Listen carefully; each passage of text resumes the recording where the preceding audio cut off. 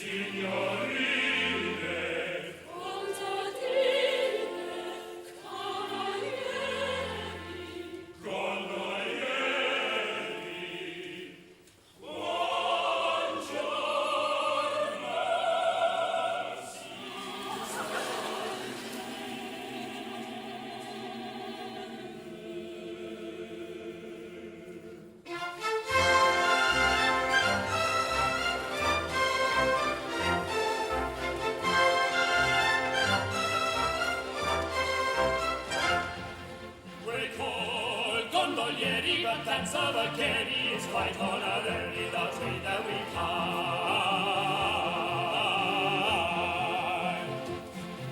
For gallantry noted since we were short-coated to duty devoted, Amago and I.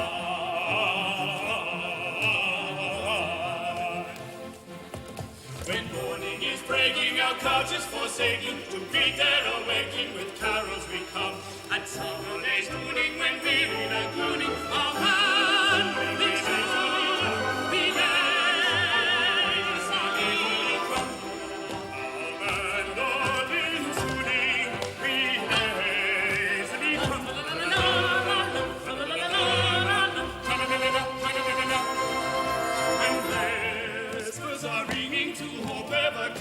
songs of our singing of into we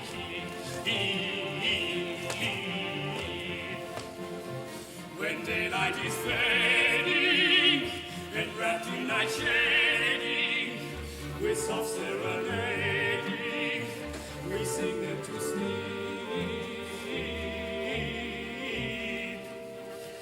With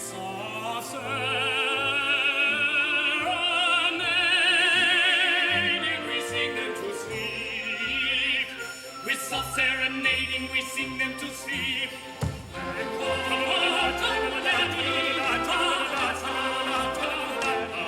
Gondolieri, gondolieri, cha-la-la-la-la, cha-la-la-la-la, gondolieri, gondolieri, cha-la-la-la-la, cha-la-la-la-la, cha-la-la-la-la,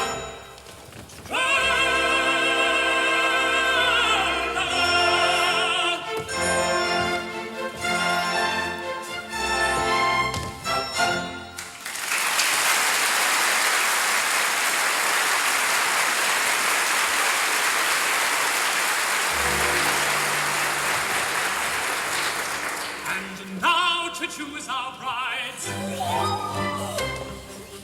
As all are young and fair and amiable besides, we really do not care a preference to declare. A bias to disclose would be indelicate, and therefore we propose to let impartial fate select for us a mate. A bias to disclose would be indelicate.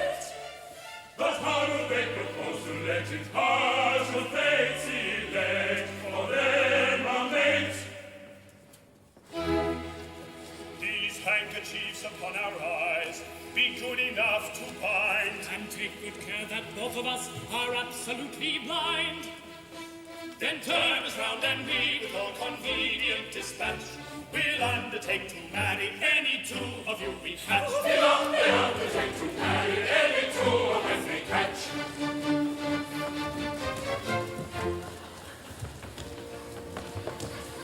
Are you peeping?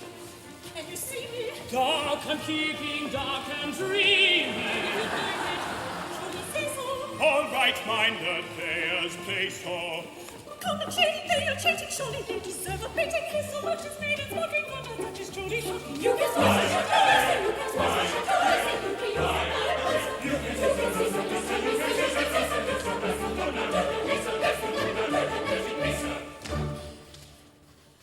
My papa, he gives 3 horses, black and white and double gray. So turn 3 times and take your courses, catch whichever girl you may, sir. My papa, he keeps 3 horses, black and white and double razor. Turn 3 times, then take your courses, catch whichever girl you may, sir. My papa, he keeps 3 horses, black and white and double razor. I've at length achieved a capture. This is Tessa. Rapture, rapture. Rapture, rapture. To me, Gianetta fate has granted just the very girl I wanted. Just the very girl you wanted. If you'd rather change, My goodness, this indeed is simple rudeness. I've no preference whatever. Listen to him. Well, I never.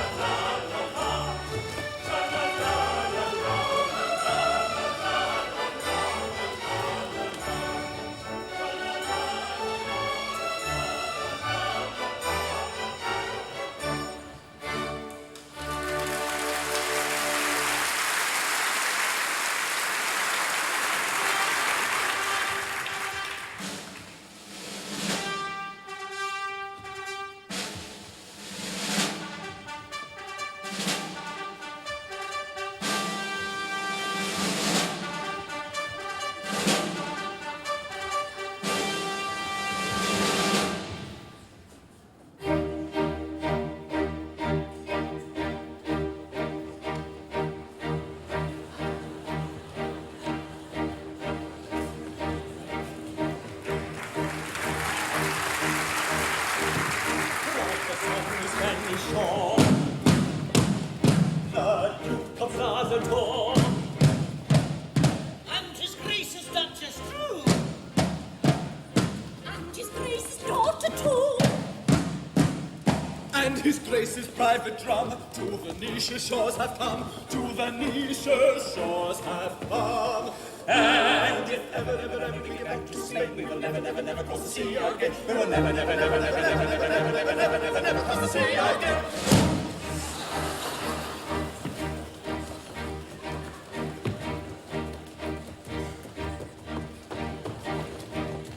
Neither that grandee from the Spanish shore, the noble Duke of Plazator, Nor his Grace's Duchess stones and road. May add his Grace's daughter too. nor his Grace's own particular drum, to Venetian shores will come, to Venetian shores will come. If ever we can never escape, we will never cross the sea again. We will never cross the sea again. We will never cross the sea again.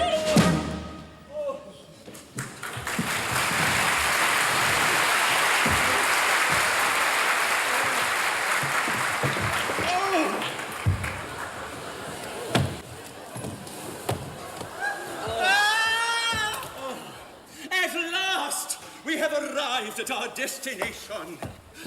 This is the Ducal Palace, and it is here that the Grand Inquisitor resides. Come, my child. Thank you. Oh, as a Castilian hidalgo of the very highest degree, a product of many noble generations, the blood of which has always been of the very first water, I regret that I am unable to pay my state visit on a horse. It's enough to make a Venetian blind. As a Castilian hidalgo of that description, I should have preferred to ride through the streets of Venice, but owing, I presume, to an unusually wet season, the streets are in such a condition that equestrian exercise is impracticable. No matter, here is our suite. Your Grace, I'm here. Why do you not do yourself the honor to kneel when you address his Grace? My love, it is so small a matter. Still, you may as well do it. The young man seems to entertain but an imperfect appreciation of the respect due from a menial to a Castilian hidalgo. My child, you are hard upon our suite. Papa, I've no patience with the presumption of persons in his plebeian position. If he does not appreciate that position, let him be whipped until he does. Well, let us hope the omission was not intended as a slight. I should be much hurt if I thought it was. So would he. Where are the halberdiers who were to have had the honor of meeting us, that our visit to the Grand Inquisitor might be made in becoming state? Your Grace, the halberdiers are mercenary people who stipulated for a trifle on account. How tiresome! And the band? Where are the band who were to have had the honor of escorting us? I see no band. Your Grace, the band are sordid people who require to be paid in advance. That is so like a band.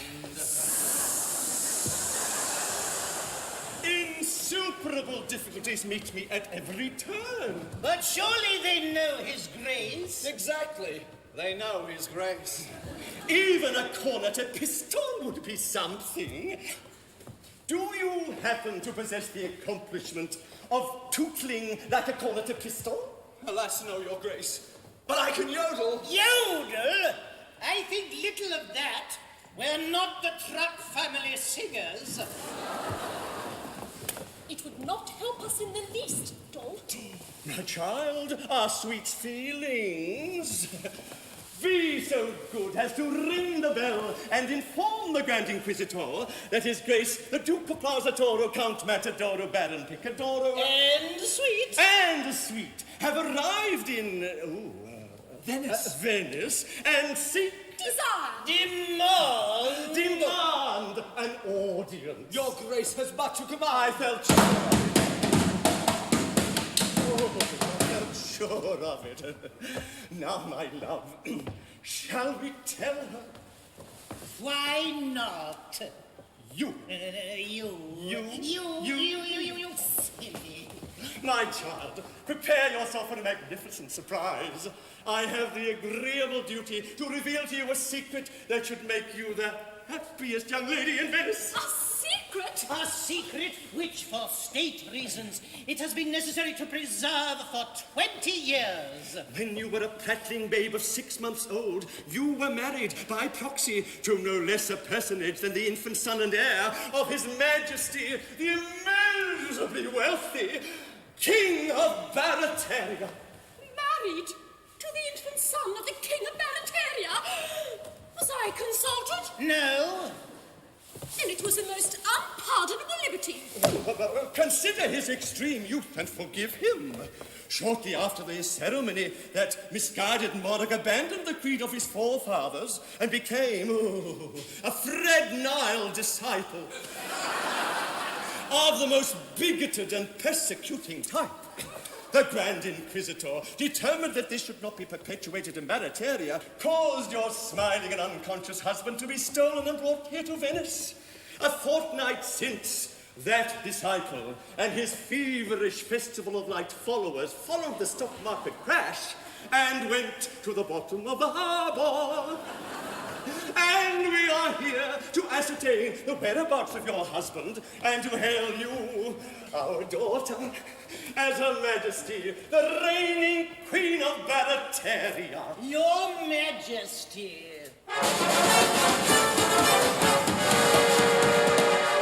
It is at such moments as these that one feels how necessary it is to travel with a union band.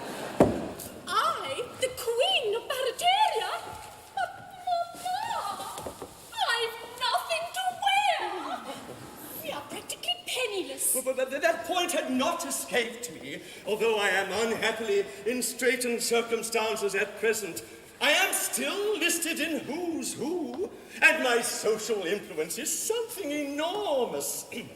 A company to be called Plaza Torpedo Propriety Limited is in course of formation to exploit me. An influential directorate that's been secured, and 15% of the total has already been subscribed by a bank. Which bank? Which bank? Why, ANZ, of course! As the Queen of Barataria, am I to understand that my father is being offered as a common share? My dear, your father is blue chip, very bullish and ripe for speculation. But it's so undignified, it's so degrading. A grandee of Spain turned into a public company. Such a thing was never heard of. My child, the Duke of Plaza Toro doesn't follow fashions. He leads them. He leads everybody. When he was in the army, he led his regiment. He occasionally led them into battle. He invariably led them out of it. In enterprise of martial kind, when there was any fighting, he led his regiment from behind, he found it less exciting. But when the way that regiment ran, his place was at the foro, that celebrated, cultivated, underrated nobleman, the Duke of Plaza Toro. In the first and foremost fight, you always found that night, that celebrated, cultivated, underrated nobleman, the Duke of Plaza Toro.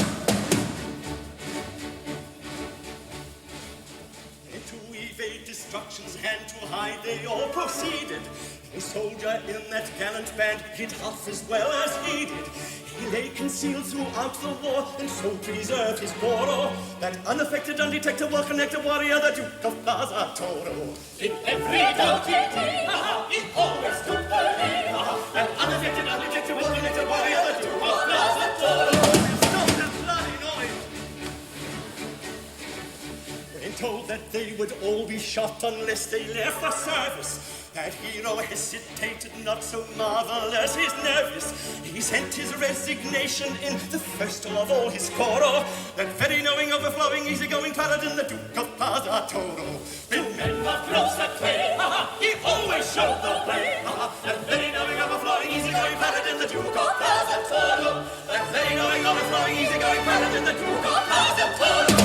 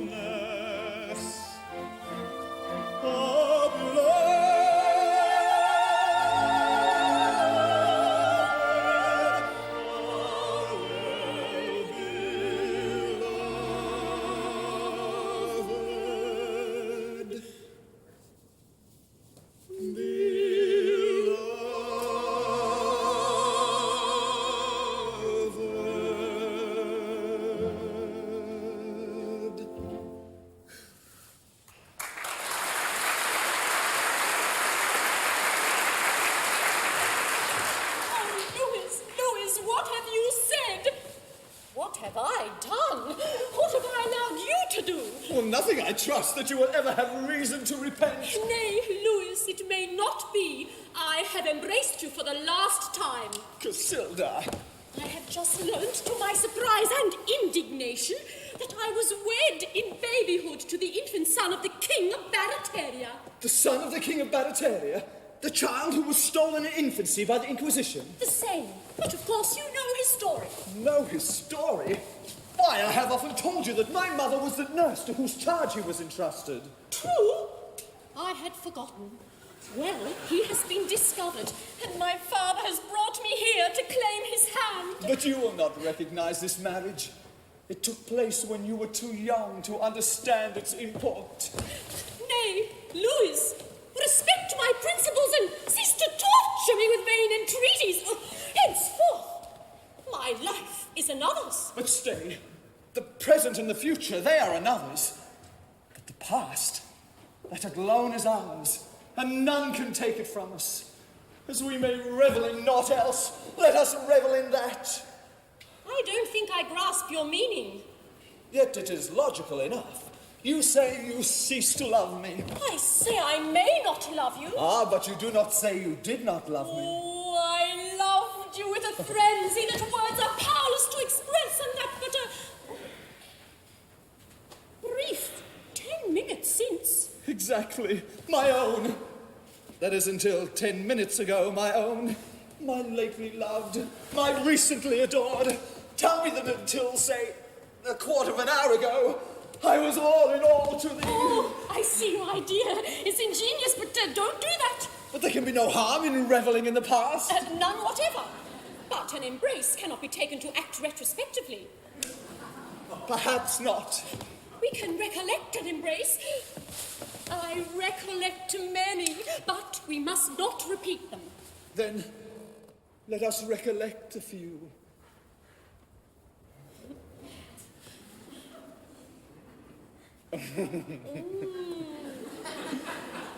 Oh, Casilda, you were to me as the sun is to the earth. A quarter of an hour ago? About that. And to think that but for this miserable discovery, you would have been my own for life. Through life and death. A quarter of an hour ago. How greedily my thirsty ears would have drunk the golden melody of those sweet words a quarter. Oh. Well, now it's about 20 minutes since. About that. In such matters one cannot be too precise. And now our love, so full of life, is but a silent, solemn memory. Oh, Casilda, must it be so? Louis, it must be so.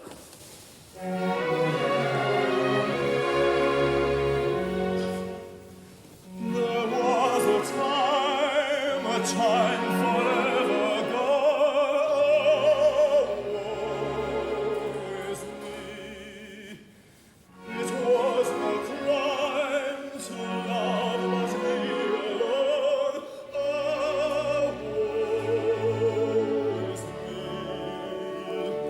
One heart, one life, one soul, one aim, one goal. Each in the other's throne, each all in all. Ah, woe is me. Ah, woe is me.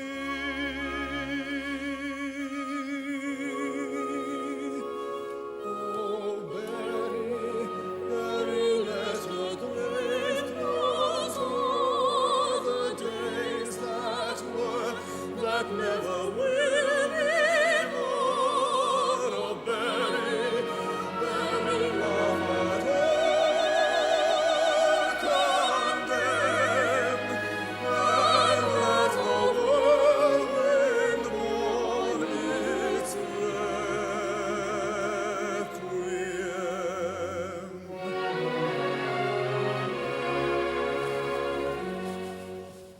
Dead as the last year's leaves, as gathered flowers, all rising.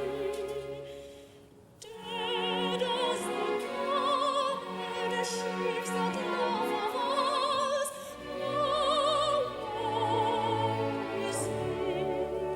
All not to fade and die when love is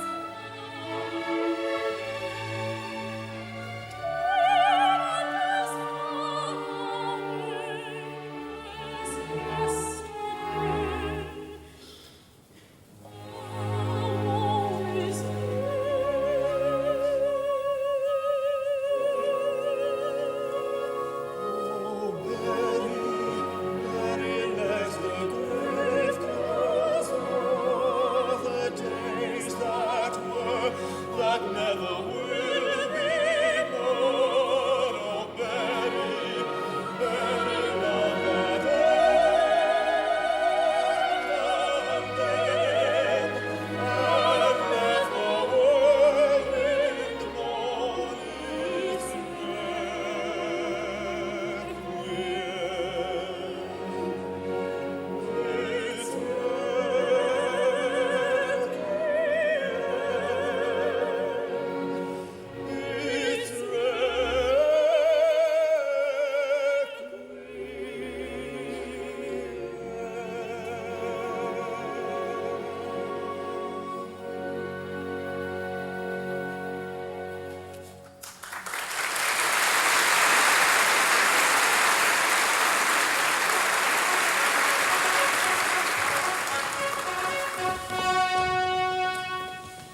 My child, allow me to present Don Alhambra del Bolero, the Grand Inquisitor of Spain.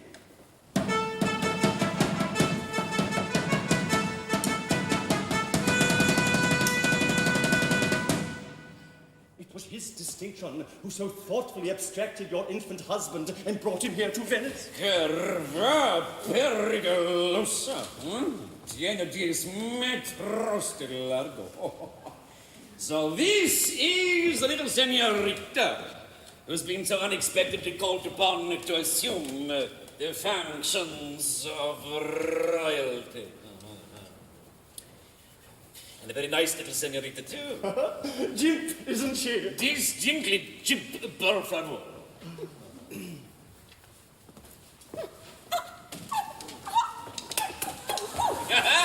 Naughty temper.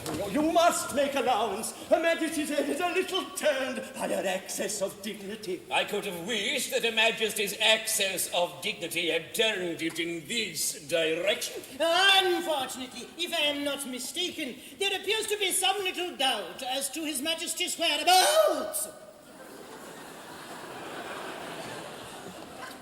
A doubt as to his whereabouts, then we may yet be saved. A doubt? Quarter century ways. No doubt at all. He is here in Venice, plying the modest but picturesque calling of a gondolier. I can give you his address. Hey, I see him every day. In the entire annals of our history, there is absolutely no circumstance so entirely free from all manner of doubt of any kind whatever. Listen, and I'll tell you all about it.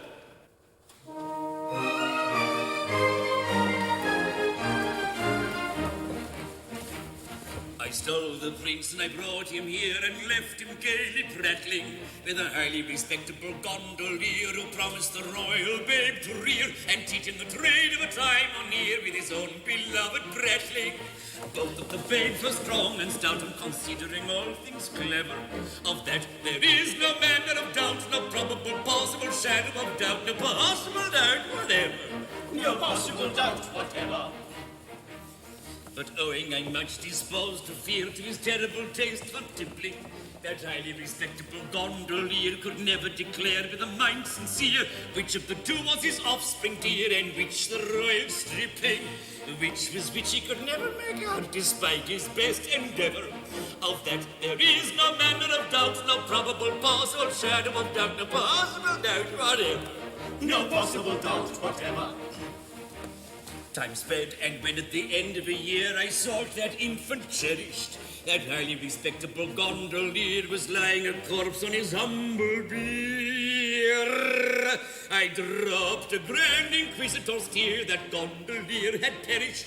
A taste for drink combined with gout doubled him up forever. Of that there is no manner of doubt, no probable possible shadow of doubt, no possible doubt whatever. No possible doubt whatever. The children followed his old career, this statement can't be buried. Of a highly respectable gondolier, well, one of the two will soon be here. But which of the two it is not quite clear is the royal prince you married. Search in and out and round about, and you'll discover never. Free from every doubt, or probable possible shadow of doubt, or possible doubt whatever. A tale so free from every doubt, or probable possible shadow of doubt, or possible doubt whatever.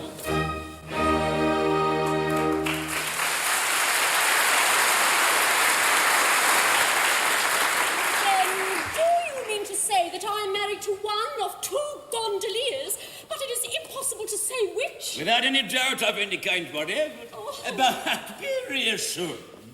The nurse to whom your husband was entrusted is the madre of the musical young man, who is such a past master of this delicately modulated instrument.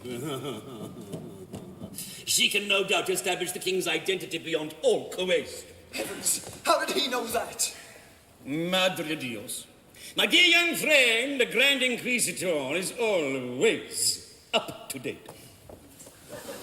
His madre is at present the wife of a highly successful and old established brigand who carries on an extensive practice in the mountains around Cordova.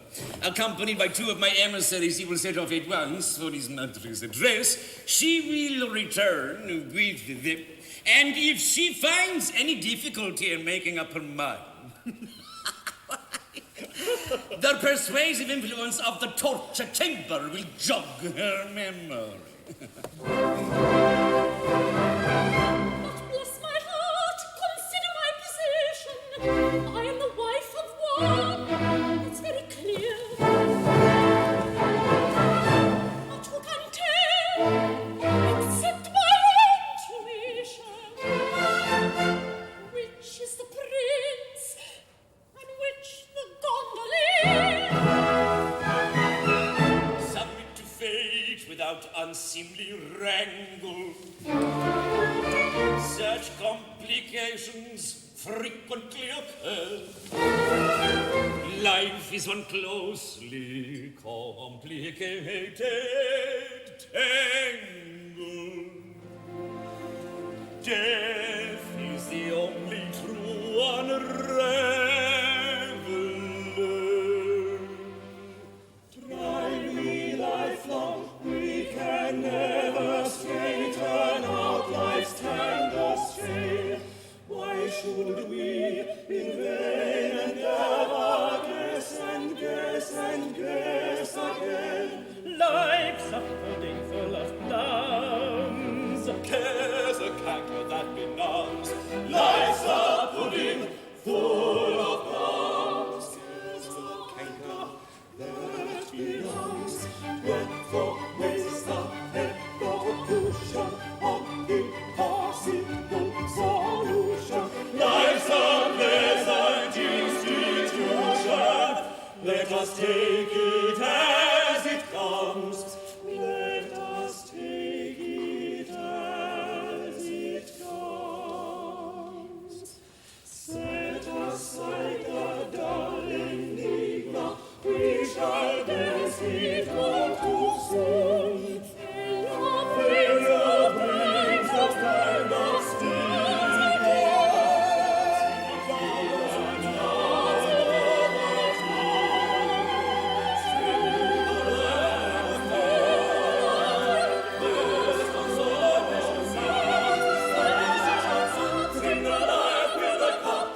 sorrow we should sow.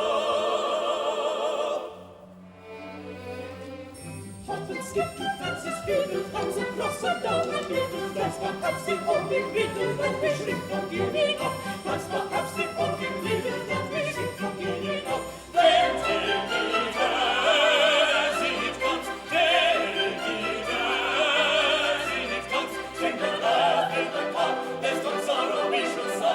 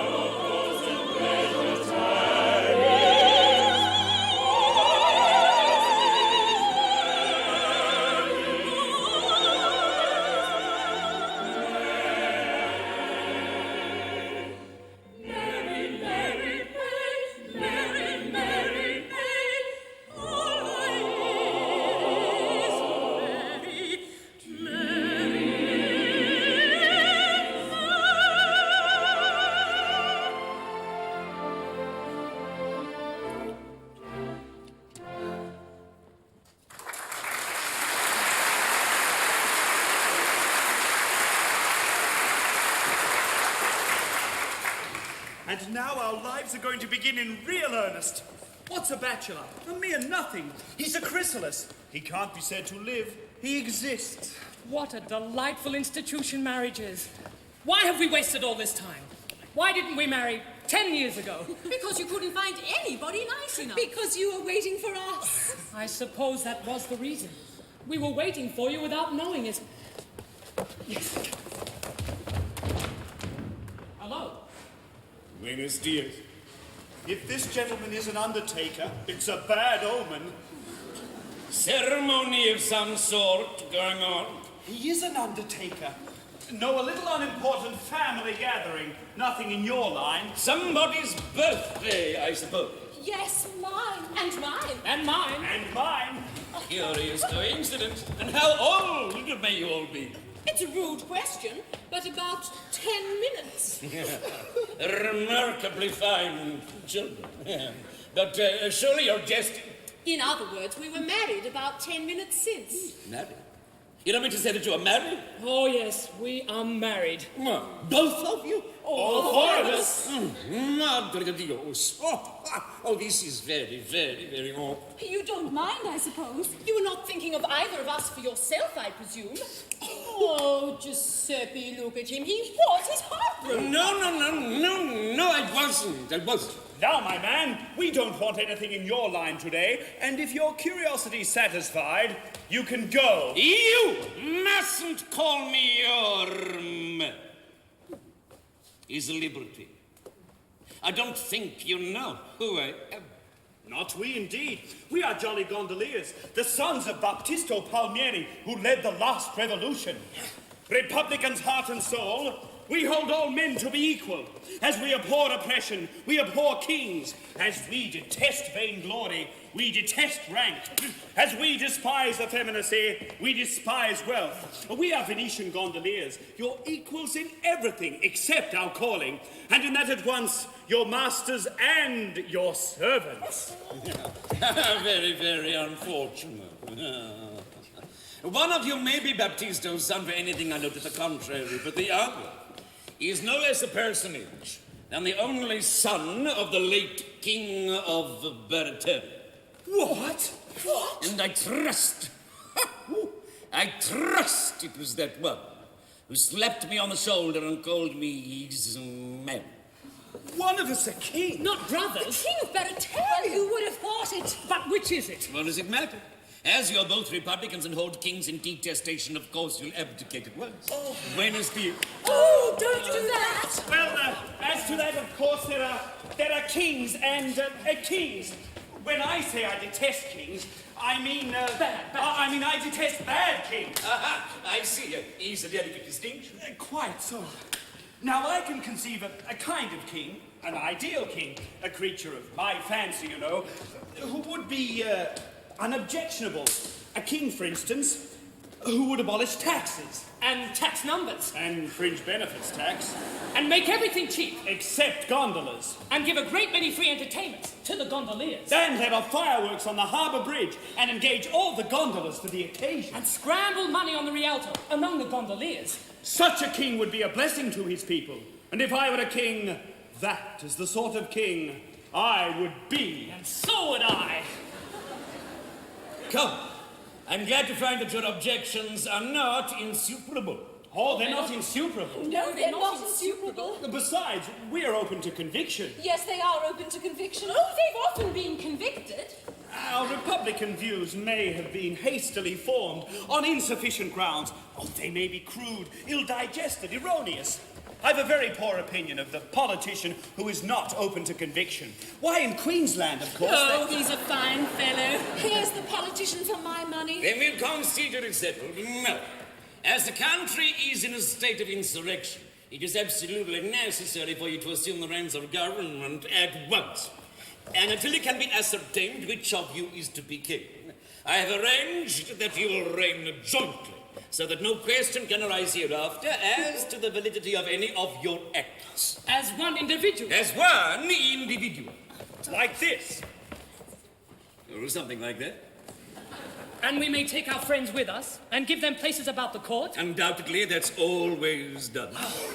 I'm convinced. So am I. Then the sooner we're off, the better. We'll just run off and pack up and use it. Hey, stop. That won't do at all. Senoritas are not admitted.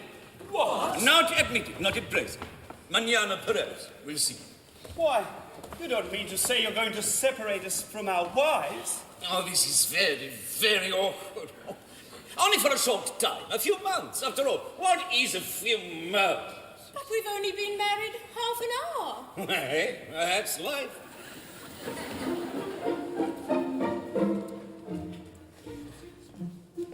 Kind sir, you cannot have the heart our lives to part from those to whom an hour ago we were united. Before our flowing hopes you step and look at them, and pause before you deal this blow, all uninvited. You men can never understand that heart and hand cannot be separated when we go yawning. You see only women's eyes to idolize, and only women's hearts are men to set you burning.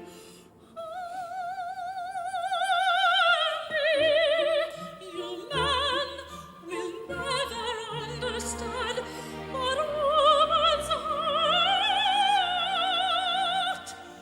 is one with woman's hand.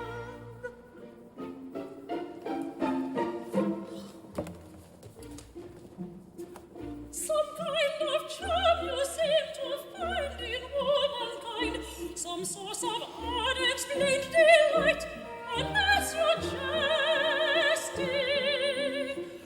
But what attracts you, I confess, I cannot guess. To me, a woman's face is quite uninteresting. If from my sister I were torn, it could be borne. I should no doubt be horrified, but I could bear it. But others might another thing. He is my king, he has my heart, and every side shall ever share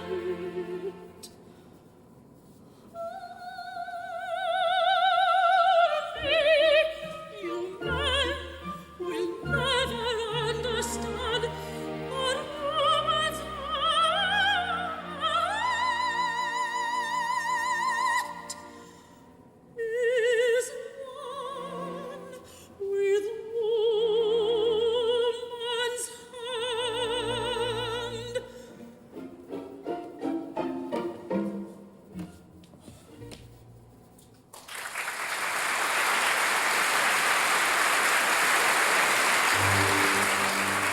Do not give way to this uncalled for grief. Your separation will be very brief. To ascertain which is the king and which the other, to Barateria's court I'll bring his foster mother. Her former nursling to declare she'll be delighted. That's settled. Let each happy pair be reunited. Viva, his argument is strong. Viva, will not be parted long. Viva, it will be settled soon. Viva, then comes our honeymoon. Viva, viva, viva.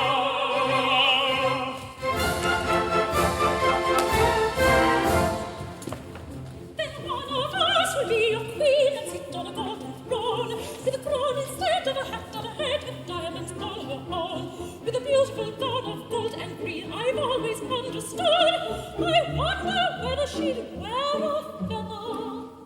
Oh, I rather think she should. Oh, dear, it's a curious thing I want to be a regular royal queen.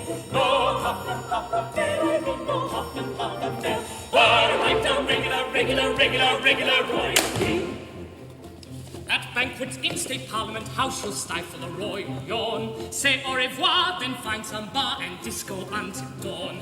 In etiquette she'll forget the Brit, doing all Dame Edna says, and laugh at the follies of local pollies, who are variants of Sir Les. Oh, 'tis the first thing I mean to be a regular royal queen. No hop affair, I mean no hop affair. But a right down regular royal queen. She'll count her luck at living in Buckingham Palace free of rent, trying not to get cross at the latest gossip on Princess Michael of Kent. In regal cliched monotones, she'll bleed the language dry, getting on your new realms with her royal plurals, and of course, my husband and I. Oh, 'tis the first thing I mean to be a regular royal queen. No hop affair, I mean no hop affair. But a right down regular royal queen. And mothers in curlers reading the women's weekly on their town size, and a deep creed occur for a figure like Fergie's or for a brain like Di's, and creatures coming from outer space all swear it's a Looney Tune.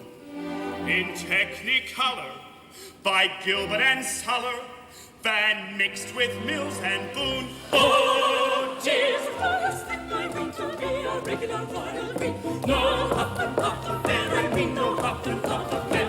But a right down regular royal queen. Oh, 'tis a glorious thing I mean to be a regular royal queen. A right down regular royal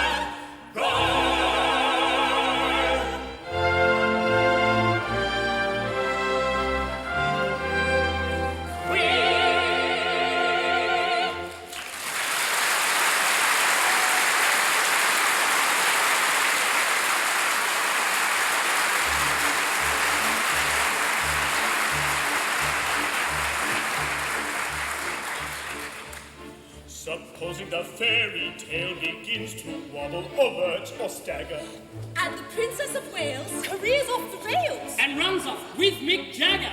no need for Aussies to go without their royal soap opera booth. Divorce decree, then Charles is free To marry Susan Renouf. Oh, 'tis the first thing I mean to be a regular royal queen. No hop affair, I mean no hop affair. But a right down regular royal queen. Oh, 'tis a glorious thing I mean to be a regular royal queen. A right down regular royal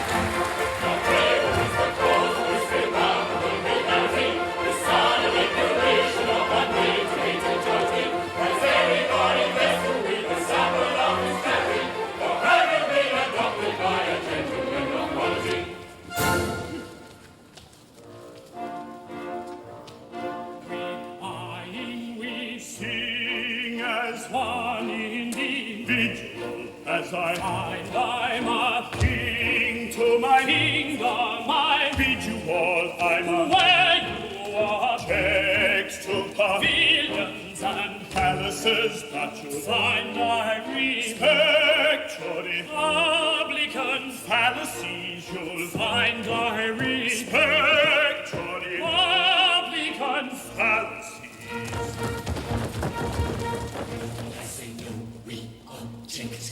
To pavilions and palaces, how can they respect our Republican fallacies? For everyone who feels inclined, some post we undertake to find congenial with its frame of mind, and all shall equal be. the Chancellor, it is Peru, the Earl, the Marquis, and the Duke, the Groom, the Butler, and the Cook, they all shall equal be. The aristocrat who banks with cooks, the aristocrat who hunts in troops, the aristocrat who cleans our boots, they all shall equal be. The noble lord who rules the state, the noble lord who cleans the plate, Noble lord who scrubs the grate, they all shall equal be. the Lord High Bishop, Lord the Docks, Lord High Coachman on the box, Lord High Vagabond in the stocks, they all shall equal be.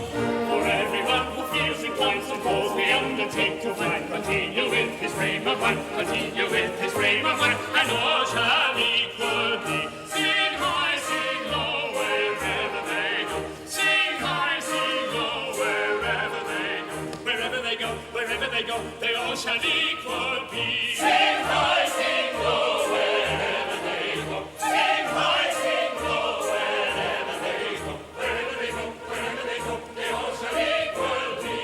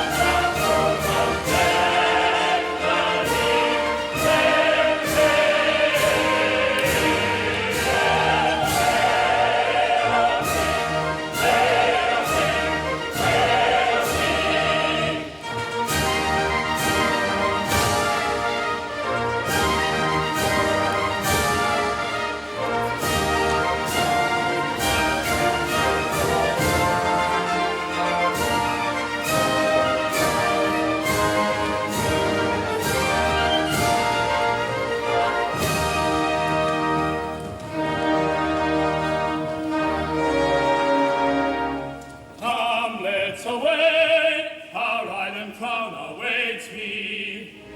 Conflicting feelings rend my soul apart. The thought of royal dignity elates me.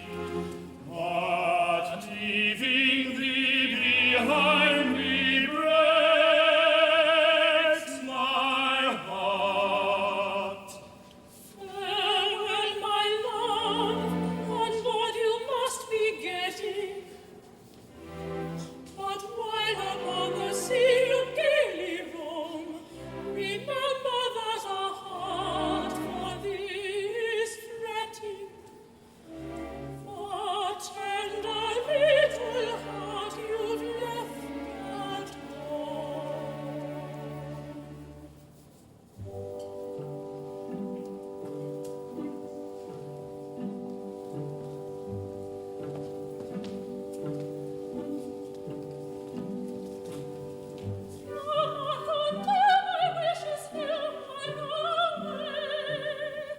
It's understood you will be good and will not stray. To every trace of maiden grace you will be blind, and will not glance by any chance on womankind. If you are wise, you'll shut your eyes till we arrive, and not address a lady less than 45. You'll please to frown on every god, and you may see, oh, my pet, you would not that you married me. Oh, my darling, oh, my pet,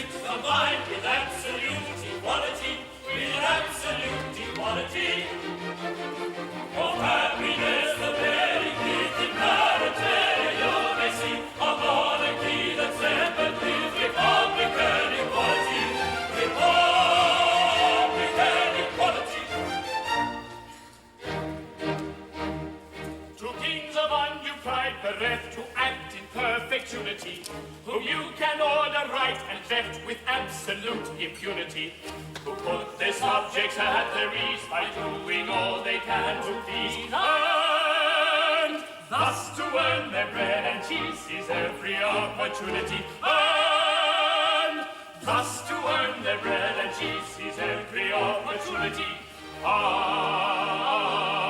We act in perfect unity. We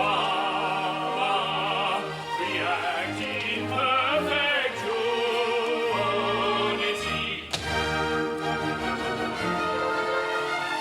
Of happiness the day in garden where you may see a morning leaders temple with Republican equality. Republican equality, tempered with equality. Gentlemen, we are much obliged to you for your expressions of satisfaction and good feeling. You cheated! You liar! I say, we are much obliged to you for your expressions of satisfaction and good feeling. We heard you! We are delighted at any time to fall in with sentiments so charmingly expressed. That's all right. At the same time, however, there is just one little grievance that we should like to ventilate. What? Don't be alarmed, it's not serious. It is arranged that, until it is decided which of us two is the actual king, we are to act as one person. Exactly. Now, although we act as one person, we are in point of fact two persons. I don't think we can go into that. It is a legal fiction. And legal fictions are solemn things. Situated as we are, we can't recognize two independent responsibilities. No, but you can recognize two independent appetites. Oh, it's all very well to say we act as one person, but when you only supply us with one ration between us, I should describe it as a legal fiction carried a little too far. It's rather a nice point. I don't like to express an opinion offhand. Suppose we reserve it for argument before the full court. Yes, but what are we to do in the meantime? We want our tea. Oh, over here, boys. It seems we have a problem. What's about some better tea?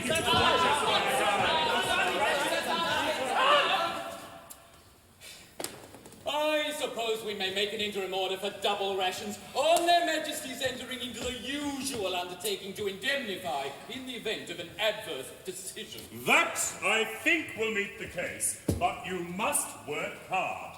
Stick to it.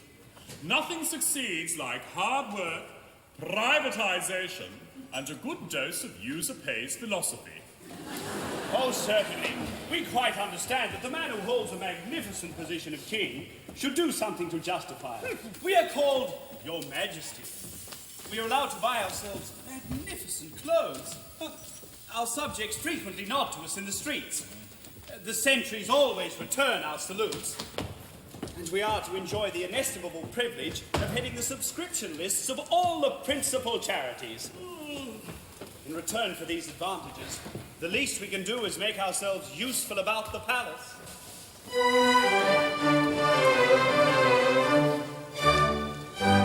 Rising early in the morning, start with muesli and prunes, followed by some thought-provoking television cartoons. Our right royal double act is a day that's action-packed. For the first job that attacks us is the early morning faxes, which we glance at, then consign into the bin. While the next things that are checked are daily doubles and trifectas, and the favourite for a place or else to win. Then we toddle into town for morning tea, making sure at first we pass the TAB. After that, it's back to image-making chores, and the daily dose of talkback with John Laws. Then we check up with the Herald, who's been done in by Fitzgerald, ticking off the politicians as they come under a cloud. What's the daily demonstration about cuts in education, as we wave at all the regulars who come with rent a crowd? Next, we try not to connive at opportunities to privatize the public sector services and flog their real estate. But when it comes to grabbing it, just like the Queensland Cabinet, we fiddle out expenses like a Minister of State. Oh, the tabloid press may sing of the troubles of a king, selling off the public services at current going rate. But like others of high station, it's a full-time occupation as we fiddle out expenses like a minister of state. Oh, philosophers may sing of the troubles of a king, but the duties are delightful and the privileges great. But the privilege and pleasure of the treasury are made is to run little ends for the ministers of state. Come on!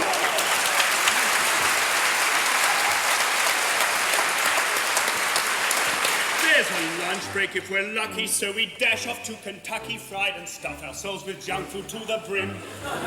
Making sure the waistline hardens, it's a jog around the gardens or an hour session at the city gym. Next we practice how to hold a knife and fork, till it's time to take the corgis for a walk. Then we pot around like two suburban souls, do the garden, mow the lawn, clean the rolls. Rushing off then double quick, it's time to catch up with the cricket. Tuning in to find the Windies with another mammoth score, while the Aussie players hanker for a series with Sri Lanka or a match against the Vatican, which probably they draw. Whacked by Herculean labours, it's a treat to switch on neighbours, staying glued until the lotto draw we once more haven't won. After takeaway chop sueys, boy, we feel just like a twoies, which produces the illusion that our duty has been done. Oh, philosophers may sing of the troubles of a king, but the troubles are divided when there's two as number one. Any king will swear it's twoies, always better for a twoies, which produces the illusion that our duty has been done. Oh, philosophers may sing of the troubles of a king, of the pleasures there are many, and of worries there are none. But the culminating pleasure that we treasure beyond measure is the gratifying feeling that our duty has been done.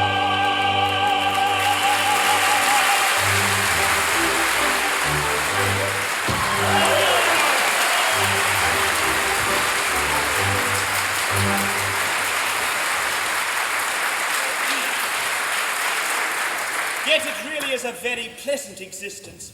They're all so singularly kind and considerate. You never find them wanting to do this or wanting to do that or saying, it's my turn now. No, they let us have all the fun to ourselves and never seem to grudge it. Makes one feel quite selfish. Almost like taking advantage of their good nature. How nice they were about the double rations. Most considerate. There's only one thing lacking to make our lives thoroughly comfortable. And that is? The dear little wives we left behind us 3 months ago. Oh, yes. It is so very dull without female society. We can do without anything, but we can't do without that. And if we have that in perfection, we have everything. There is only one recipe for perfect happiness.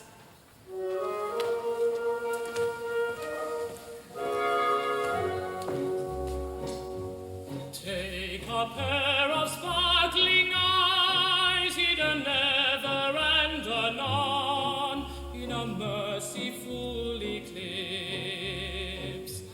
Do not heed the mild surprise, having passed the Rubicon. Take a pair of rosy lips. Take a figure trimly planned, such as admiration weds. Be particular in this. Take a tender little hand, fringed with dainty fingerets. Press it in parenthesis. Take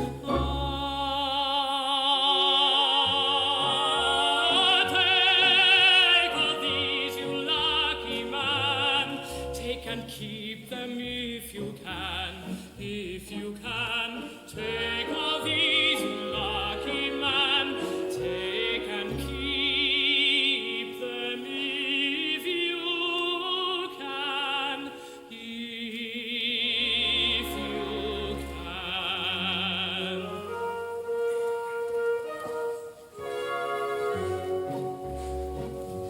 Take a pretty little cot, quite a miniature affair, hung about with rarest pine. Furnish it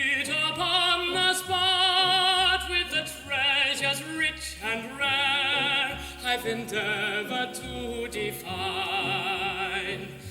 Live to love and love to live.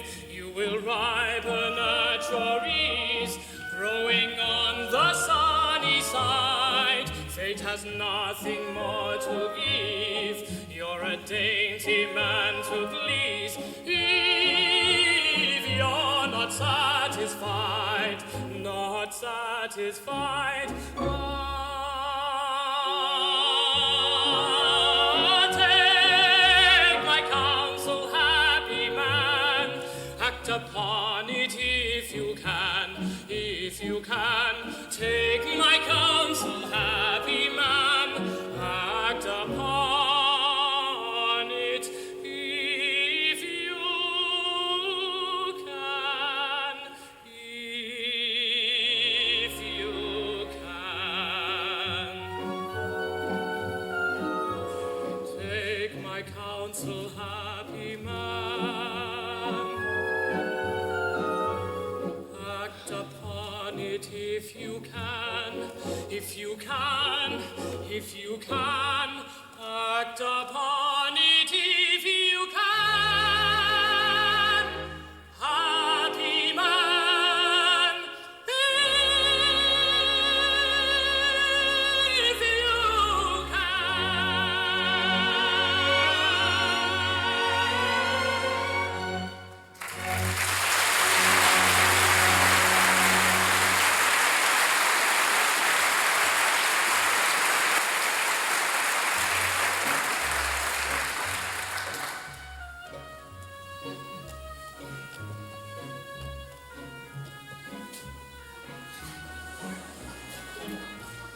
Take my counsel, happy man. Act upon it if you can, if you can. Take my counsel, happy man.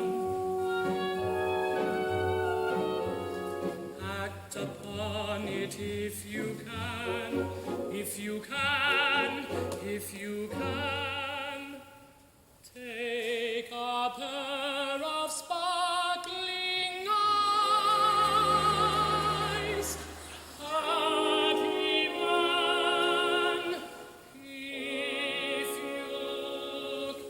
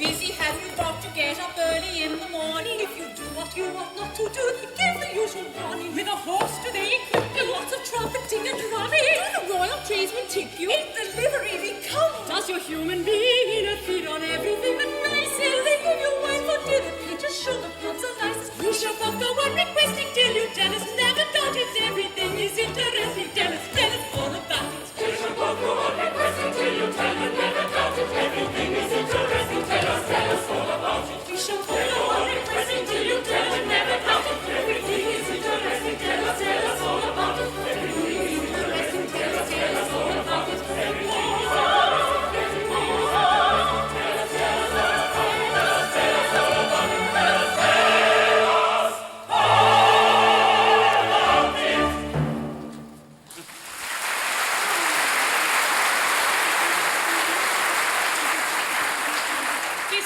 Indeed, a most delightful surprise. Yes, we thought you'd like it. You see, it was like this. After you left, we felt very dull and mopey, and the days crawled by, and you never wrote. So at last I said to Janetta, I can't stand this any longer. Those two poor monarchs haven't got anybody to mend their stockings or sew on their buttons or patch their clothes. At least I hope they haven't.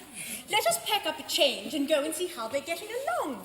And she said done, and they all said done. And we asked old Jacopo to lend us his boat, and he said done. And we've crossed the sea, and thank goodness that's done. And here we are, and I've done. And now, which of you is to be king, and which of us is queen? Well, that we shan't know until the nurse turns up. But never mind that. The question is, how shall we celebrate the commencement of our honeymoon? Gentlemen, will you allow us to offer you a magnificent banquet? We will! Ladies, what would you say to a dance? Oh, banquet and a dance. Oh, it's too much happiness.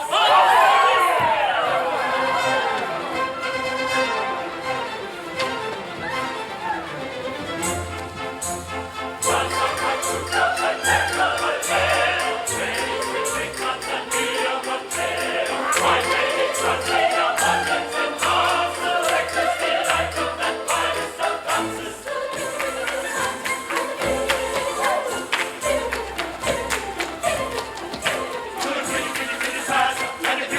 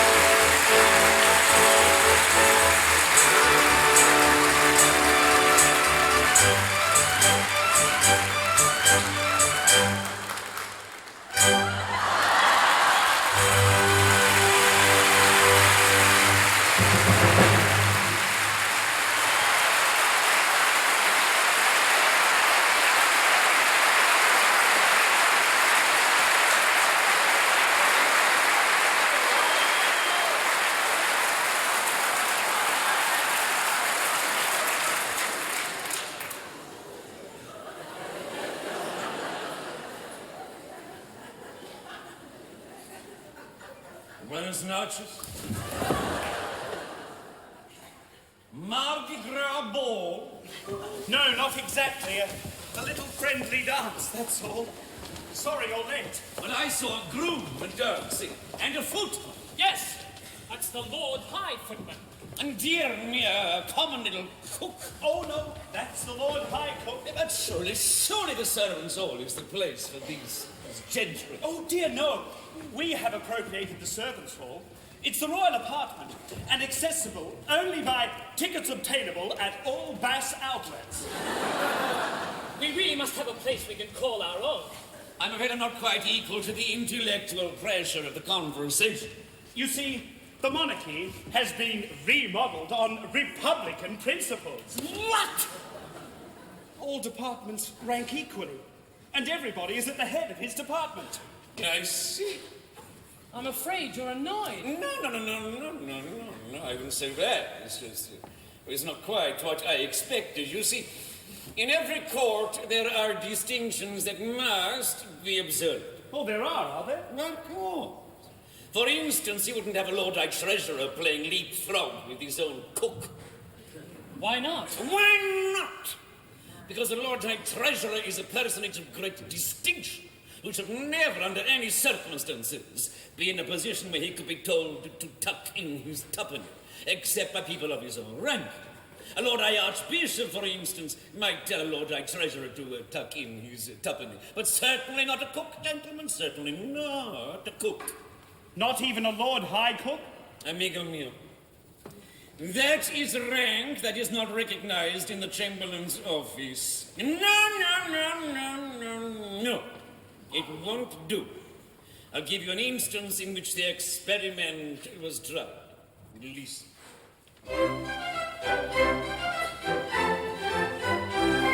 There lived a king, as I've been told, in the wonder-working days of old, when hearts were twice as good as gold and 20 times as mellow. Good temper triumphed in his face, and in his heart he found a place for all the erring human race and every wretched fellow. When he had tenfold strange to drink, it made him very sad to think that those whose lives were on the brink made do with shadow cardboard.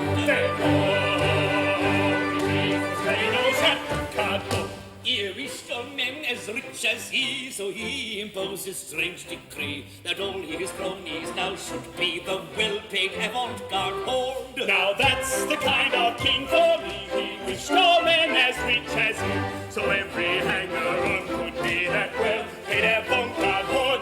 Ex-ministers in sad eclipse indulge their taste for first-class trips, with Qantas board directorships, complete with media snow jobs. Consultancies were shot in bales to party men and silver tails. Ex-premiers of New South Wales got CSIRO jobs, and High Court judges were akin to union bosses, out to win more perks than their starters in the Sydney Hobart yacht race. Then starters in the Sydney Hobart yacht race. Then Gough and Malcolm Fraser scored. The drover's dog got his reward. Integrity went overboard. Good faith became a court case. Now there's a very strange accord, complete ice, regal, bread and wood. The drover's dog got his reward with rum, and now a court case. That king, although no one denies, his heart was of abnormal size, yet he'd have acted otherwise if he had been a cuter.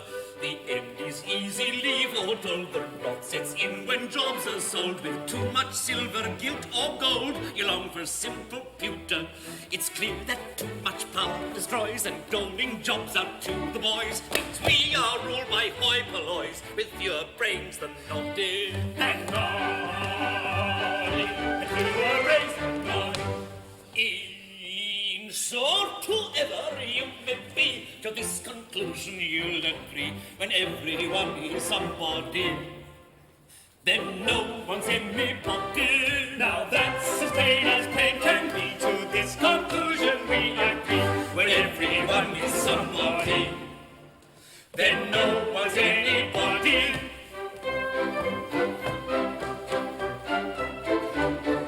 When everyone is somebody, then no one's anybody.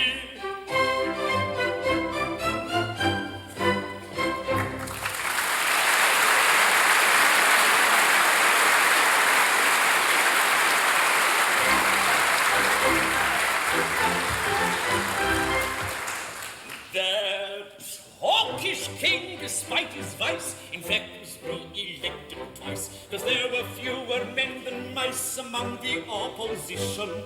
That hardly makes it less perverse, this endless golden handshakers, supporting from the public purse another politician. In Paraguay or Ecuador, the peasants may say, si, senor, but we should not be falling for that parliamentary club trick. The parliamentary club trick. When carving looked up with your mate has reached this sad and sorry state, then we become a second-rate banana republic. We must agree without debate these shocking ways to help your mate. A proof that we're a second-rate banana republic.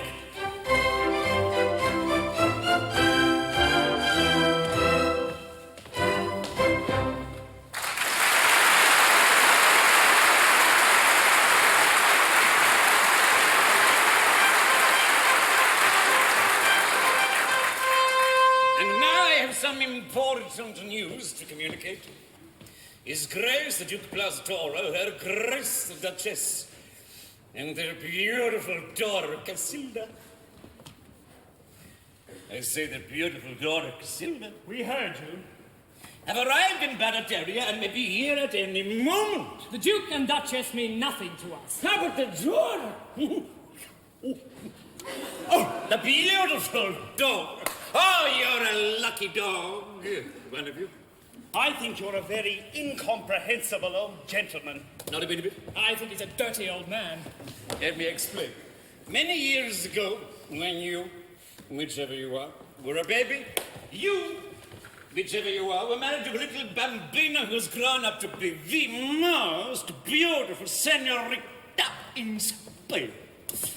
That beautiful senorita will be here to claim you, whichever you are, in half an hour, and I congratulate that one,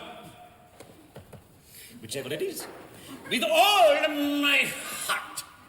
Married when a baby. But we were married 3 months ago. One of you only one. The other, whichever it is an unintentional bigamist.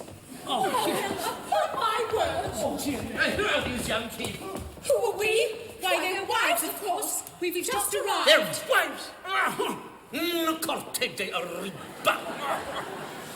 This is extremely awkward. Oh, dear, what will Her Majesty say? Do you mean to tell me that one of these two monarchs was already married, and that neither of us will be a queen? That is the idea I intended to convey.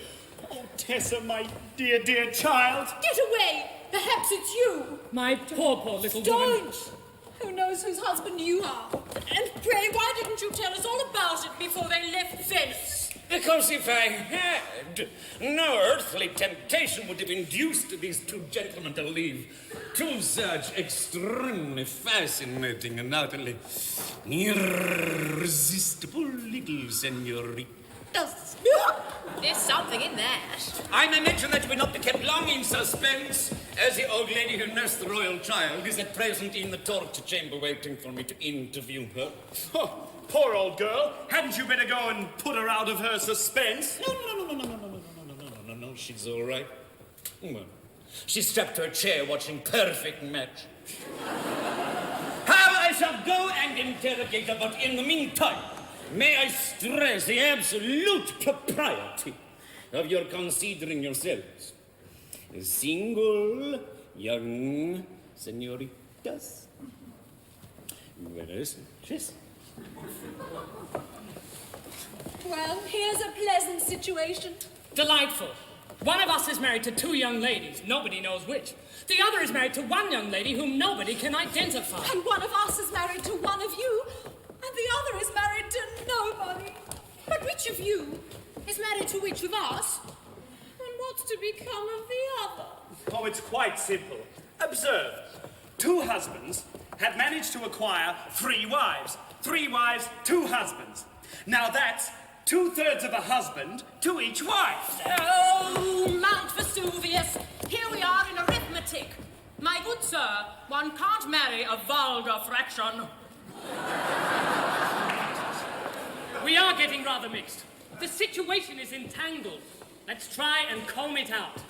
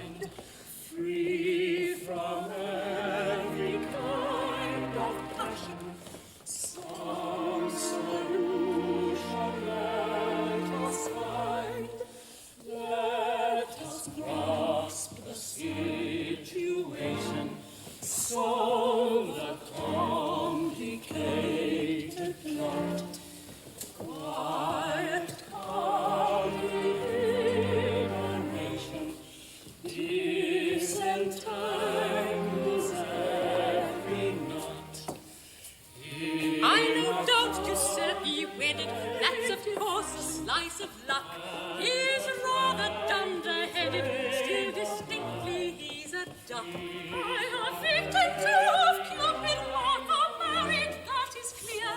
He's particularly stupid, still distinctly he's a dear. To Janetta I was mated, I can prove it in a trice.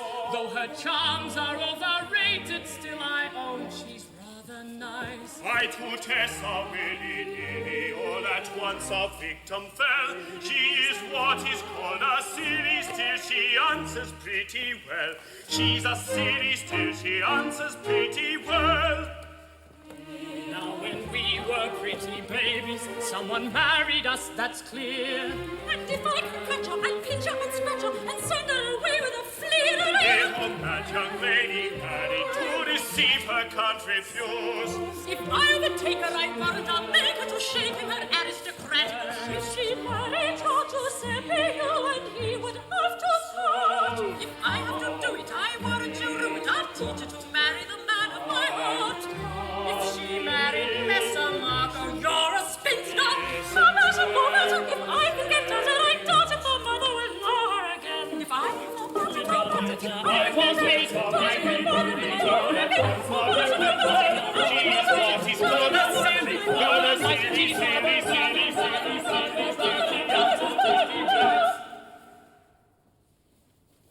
Quiet, calm deliberation disentangles every knot.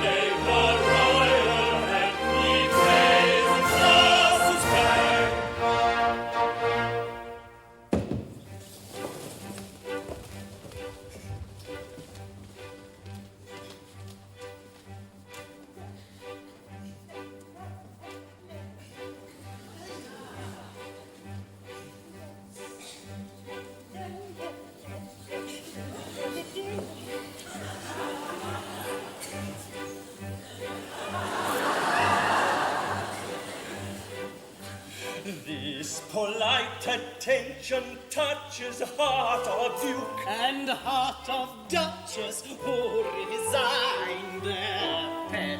with profound regret. She of beauty was a model When a tiny tiddle toddle and at 21 she's excelled by none. at 21 She's excelled by none at 21. she's excelled by none. She comes to claim the royal hand.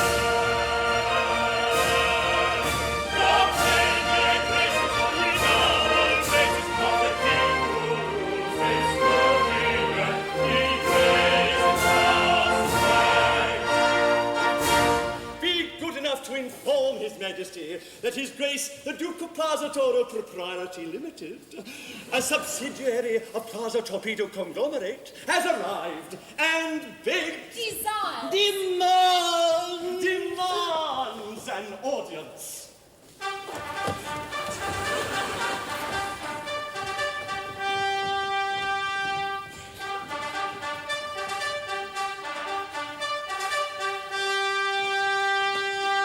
My child, Prepare to receive the husband to whom you were united under such interesting and romantic circumstances. But, Papa, which is it? There are two of them. Well, it is true that at present His Majesty is a double gentleman, but as soon as the circumstances of his marriage are ascertained, he will, ipso facto, boil down to a single gentleman, thus presenting a unique example of an individual who becomes a single man and a married man by the same operations. I have known instances in which the characteristics of both conditions existed concurrently in the same individual. Oh, he couldn't have been a Plaza Toro. Oh, couldn't he though? Well, whatever happens, I shall of course be a dutiful wife. But I could never love my husband. Oh, I don't know. It's extraordinary what unprepossessing people one can love if one gives one's mind to it. Oh, I loved your father. My love, that remark is a little hard, I think. Rather cruel, perhaps. Somewhat uncalled for, I venture to believe. It was very difficult, my dear. But I said to myself, that man is a duke, and I will love him. Several of my relations bet me I couldn't. But I did. Desperately.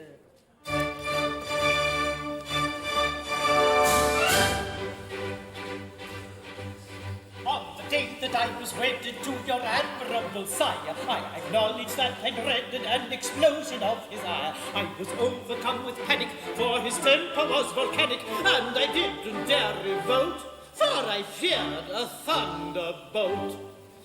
I was always very wary, for his fury was ecstatic, his refined vocabulary most unpleasantly emphatic. To the thunder of this Tartar, I went under like a martyr.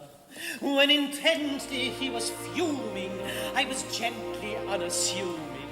When reviling me completely, I was smiling very sweetly. I was smiling very sweetly, very sweetly. Giving him the very best and getting back the very worst. That is how I tried to tame your great progenitor at first. Giving him the very best and getting back the very worst. That is how I tried to tame your great progenitor at first.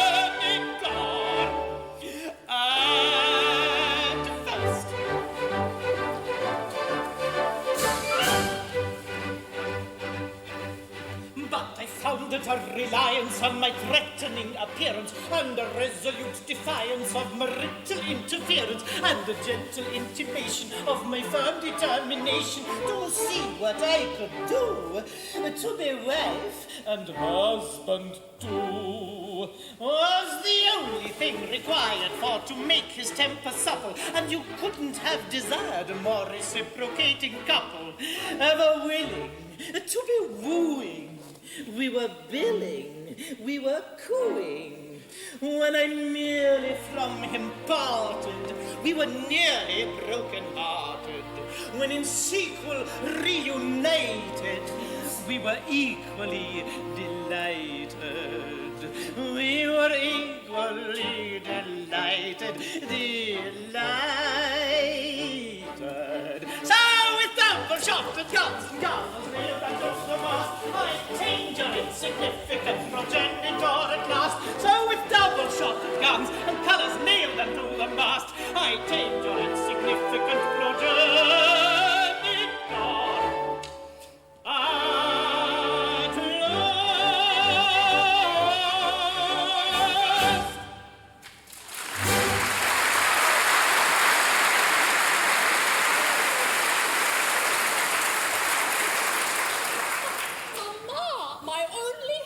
That when my husband sees what a shady family he has married into, he will repudiate the contract altogether. Shady? A nobleman shady, who is blazing in the lustre of plastic cash from every outlet? What a silly thing to say, and this just as I am floated at a premium. Surely your majesty is aware that as soon as your father was publicly floated, he was constantly in demand, increasing his face value immensely and making him rather flush. My child, no worries. We're in the money now and very influential. Let us tell you how it is done. To help unhappy commoners and add to their enjoyment, affords a man of noble rank congenial employment. Of our attempts we offer you examples illustrative. The work is light, and I may add, it's most remunerative.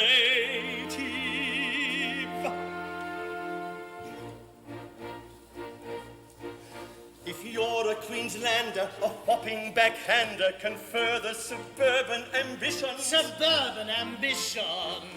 With bogus citations for all decorations and knighthoods for generous physicians. And dud politicians. We've found that colonials like testimonials signed by old sharks flaunting handles. They're dazzled by handles. That's why you detect us upon the prospectus of fast buck developer vandals. It lessens the scandals. We are frankly exultant to act as consultant for anything with the proviso of top dollar prices. If queried, humbug 'em. The more that you slug 'em, the better they think the advice is. Especially in crisis. In case of eruption with planning obstruction, an envelope stuffed full of money in proper amounts all ensure circumventions for building extensions at 50% of the payoff that's given to council. We'll in Oz or New York go on any old talk show with Ray Martin, Bert or Clive James, Bryant Gumbel, Jane Pauley. Down to the last rupee, endorsing Heinz Soup, we will rival Penelope Keith. And outdo Robert Morley. I'll make an appearance at David Jones' clearance or dine in the officers' mess of whatever militia. When scoring the freebies, we've no heebie-jeebies. But burble incessantly on, just like dear Bubbles Fisher. In frankly uncouth taste, I'll plug any toothpaste and swear there is nothing on earth that will make your teeth whiter. A speaking top biller, I make Harry Miller ask double the fee he's demanding for Derrin or Ita. To hire a trailer Or else dial a sailor. for maximum media coverage, we are the ants' pants. And should we go grey? Good old Bondi will pay for our Channel 9 special hair transplants. They've all got hair transplants. Yes. We'll try double dipping, defending wood chipping, and plug the environment cause with a born-again green show. If there are good rates on, we'll shove the old skates on and Duchess and Duke it on ice in the Torville and Dean show. So join the bandwagon. Just throw your best drag on and victims will fall in your crutches. No, dear, you mean clutches. To be a jet setter, you cannot do better than trot out a Duke. What a Duchess! A Duke. What a Duchess.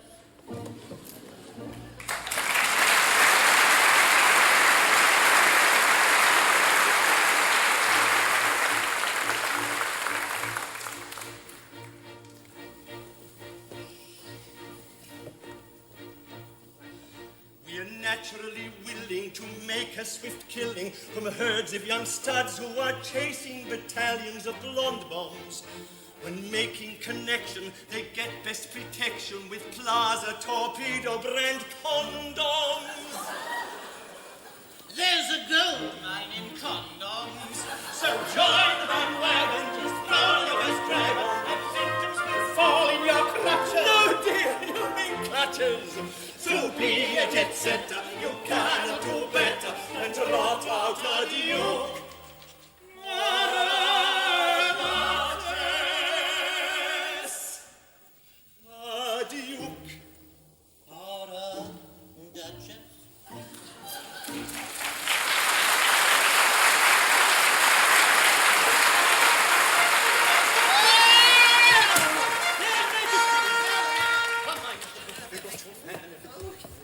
Your Majesty! Your Majesty! The Duke of Plaza Toro, I believe. The same. Allow me to introduce... The young lady one of us married. Gentlemen, I am the obedient servant of one of you. Oh, Louis. I am about to address myself to the gentleman my daughter married. The other, if he wishes, may allow his attention to wander, for what I am about to say does not concern him. Sir, you will find in this young lady a combination of excellences you would search for in vain in any young lady, had she not the good fortune to be my daughter. There seems some little doubt as to which of you is the gentleman I am addressing, and which is the gentleman who is allowing his attention to wander. When that doubt has been solved, I shall say, still addressing the attentive gentleman, take her, and may she make you happier than her mother has made me, if possible. And now, there is a little matter to which I think I'm entitled to take exception. I come here in state with Her Grace the Old Duchess and Her Majesty my daughter, and what do I find? Do I find, for instance, a guard of honor to receive me? No. No. The town illuminated? No. No. Refreshments provided? No. No. The royal salute fired? No. No. Triumphal arches erected? No. No. Bicentennial fireworks? No. No. A Japanese laser display? No. No. The bells set ringing? No. Yes, one. The visitors. I rung it myself. It is not enough. It is not enough. Come, beloved.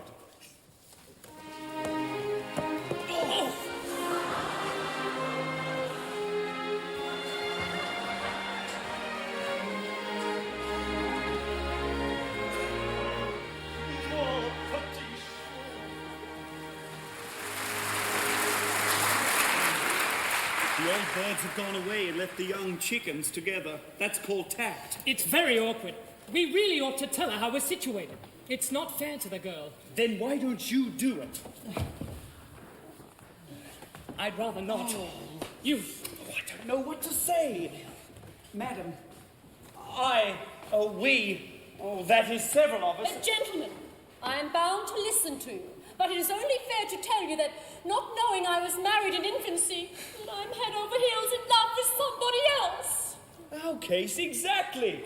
We are head over heels in love with somebody else. In point of fact, with our wives. Your wives? Then you are married.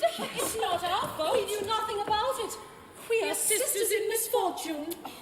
My good girls, I don't blame you. Only before we go any further, I think we should arrive at some satisfactory arrangement, or we're going to get hopelessly complicated.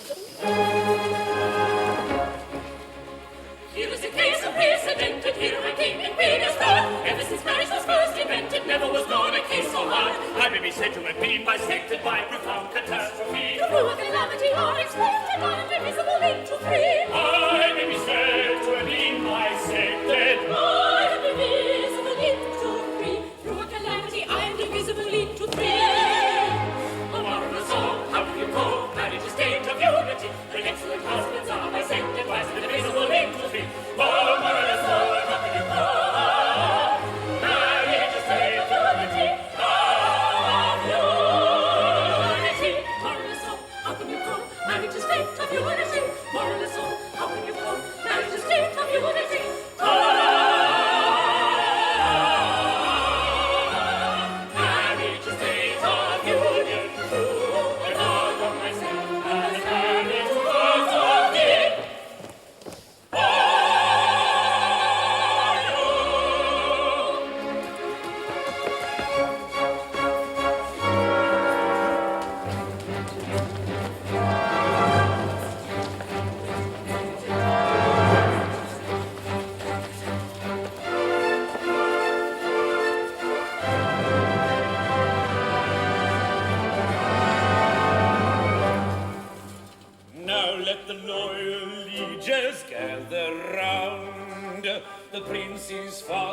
mother has been found.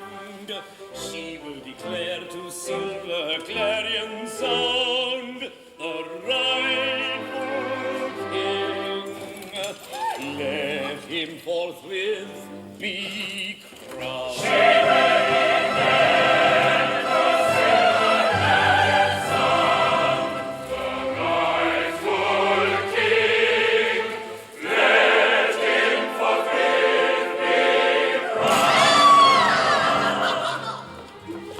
Speak, woman, speak. We're all attention. News we see. This moment mention. What's that name? Is foster mother. Is he the king? For this my brother, Speak, woman, speak! Speak, woman, speak! The royal prince was by the king entrusted to my fond care. Ere I grew old and crusted,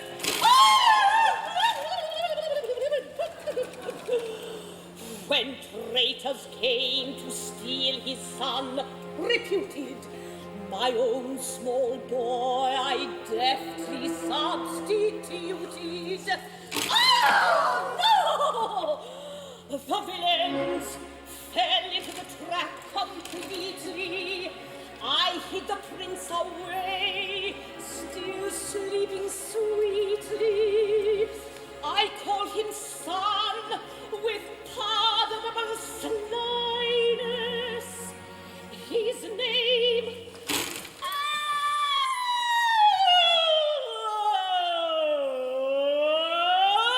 Louis. Behold his royal highness.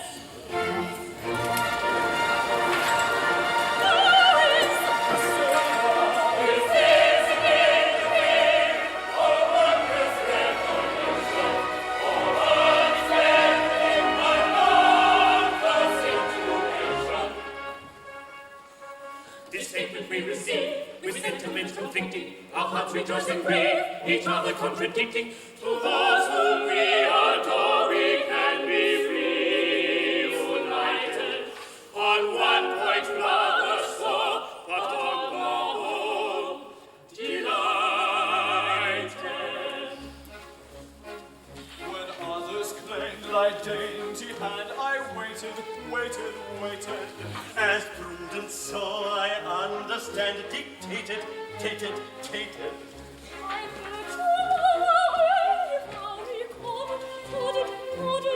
Your pure and patient love is now rewarded, rewarded.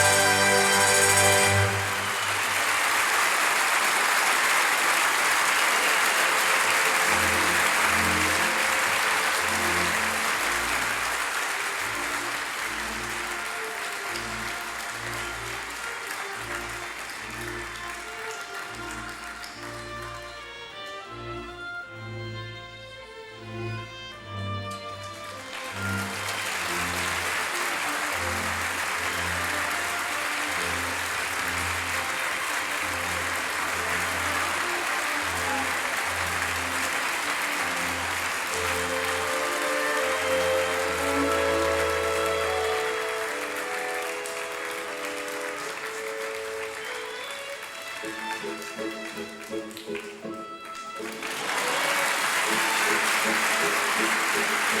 you.